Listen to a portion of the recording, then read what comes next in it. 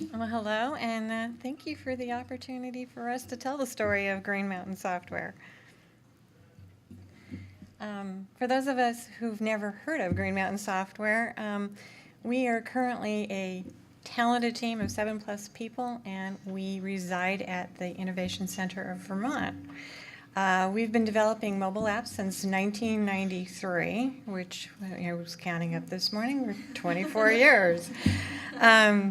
We have we develop apps for companies that range anywhere from startups to the Fortune 500 and anything in between. And the one thing that has been true for all of the years we've been in business is we are constantly reinventing ourselves. So this is kind of my beginning as a little entrepreneur. I kind of have my dad to thank for it. He was the original outside-the-box thinker, and he always taught us as kids that rules were really made for everybody else. So I took that to heart. He also told me you can be anything you want to be when you grow up, and coming from a family of all boys, that meant a lot to me. And he was also a coach, and as a little girl, he said, you know, if you want to play on my football team when you grow up, you can do that. And that's what I always thought. So I never ever grew up thinking there was anything that was out of reach or out of bounds. I think the first time that I had my own little entrepreneurial experience was, it was the summer I started my restaurant. And both my parents were off in day jobs and going to school in the summer.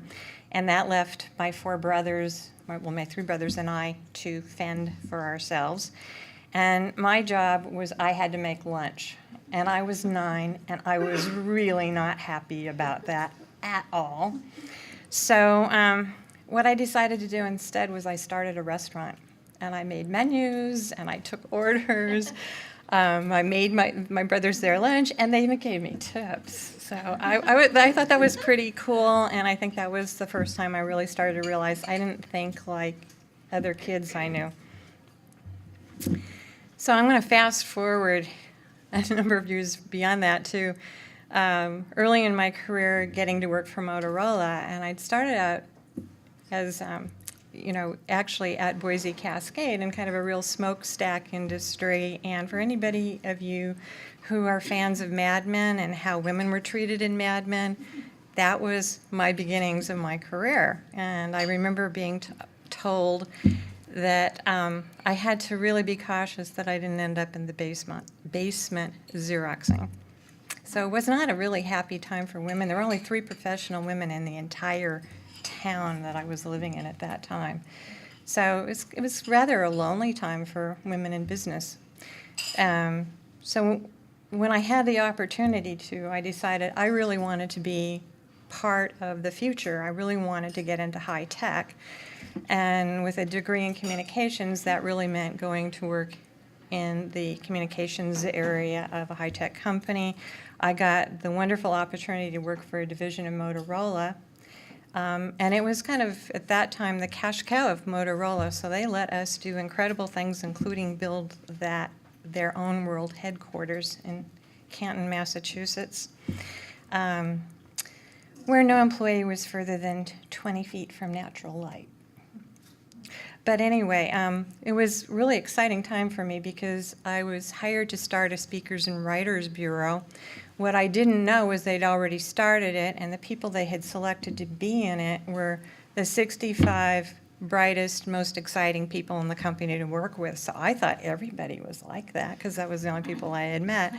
And I really, really thought I had gone into the world of the sincere pumpkin patches. I was ecstatic. And as a group, we were all making the world safe for networking. It was a time when nobody's equipment worked with anybody else's, and this was going to be the first system that allowed you to manage that network. So, again, exciting times in technology. From my perspective, I felt I got my PhD in communications on the job. They basically let me do anything I wanted to there, and it was a really, really good moment for me to learn as much as I possibly could. In the process, I also met the guy. And while I was working there, that was when I really became hooked on tech. I just loved all the things that software could do and all the problems they could solve for people. So from there, the technology definitely moved on from where we were at Motorola, and it became time to move to Vermont. My husband's from Vermont. We got married. We got startup fever. This is in the early days of our company. And we started our company based around the Apple Newton message pad. My husband stood at line in Macworld to get one of the very first off the production line, and we just totally thought it was the wave of the future. I mean, this was going to put PCs into the dust. And that worked for quite a long time until it didn't anymore, and the Newton officially died on February 27th, 1998. So that was the first time we reinvented ourselves. And over the course of the years, we've continued to reinvent. We were one of the first companies to get a contract to work on Windows mobile devices before it was introduced. Palm was one of our largest clients until Hewlett-Packard bought them and put them into the dust.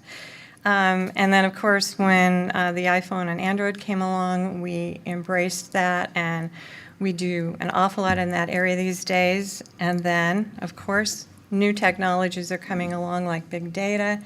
We're also working in areas like augmented reality and virtual reality. So we get to work on a lot of exciting projects. This gives you a little bit of a breakdown of some of the areas we've worked in over the years. It's definitely been a wild ride. We've done hundreds of apps, and I think one of the things that really sets us apart as a company is we really become known as problem solvers for our clients. We've worked on so many projects, it's hard to even pick out one to just talk about. But I think one of the things I wanted to make sure we did here was really think about some of the lessons I've learned over 20 plus years of being in a high-tech business. I think the first one is you're going to have to embrace change. And I think being an entrepreneur is not something that you want to do if you're faint of heart. You've really got to have some courage to stick with it and to stick through it. If safety is your goal, this is not the field for you. I think some other lessons, don't be afraid to think outside the box. I mean, that's the thing that will ultimately set you apart.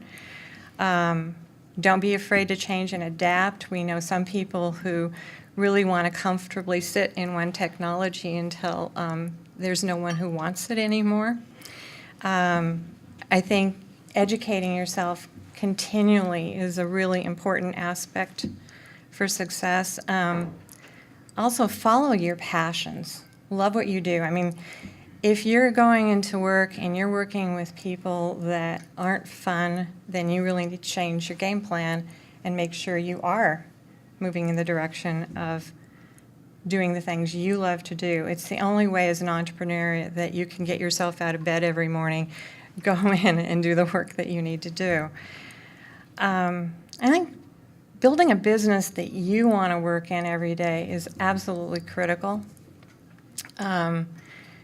Along the way, you're going to have a lot of people who will tell you that the idea you have just doesn't make any sense, you can't possibly succeed. There will be tons of naysayers out there as you move through this journey. It's really important in all of that you believe in yourself and really listen to that inner voice in you that tells you where to go. Another thing is, don't be afraid to ask for help. I mean, nobody in the world is an expert at everything. You can't be an expert at everything, so it's really critical that you know when it's time to reach out beyond your own capabilities and look to other people for advice. Lastly, I think breathe. And it's amazing how fast the time goes when you have your own business, and you may go for years without even totally remembering all the things you did over the last few years because you had your head down so much inside your business that you just forgot to look up. And then I think the last thing would be make time for yourself and also the people that you love, because, again, those years can go by really incredibly fast. So some things about us as female entrepreneurs is there are now 27 million plus entrepreneurs in the U.S. today, and out of that, 36% of all businesses are female run. And I think that's really good news. It continues to rise, and female businesses tend to have better returns on investments and just a higher profit margin than a lot of male-run businesses. The not-so-good news in all of that is that when it comes to funding, only 7% of investor money today is going toward women-led startups. So that's an area that really does need attention and change. On the right is just a little bit of a list of some of the women-led startups, though, that have really, really made it, like Cisco and Constant Contact, VMware, and that's really good to see. But there's still probably not enough of us in tech. That we definitely love to see a lot more of us in this field. And finally, I just want to leave things we were asked about.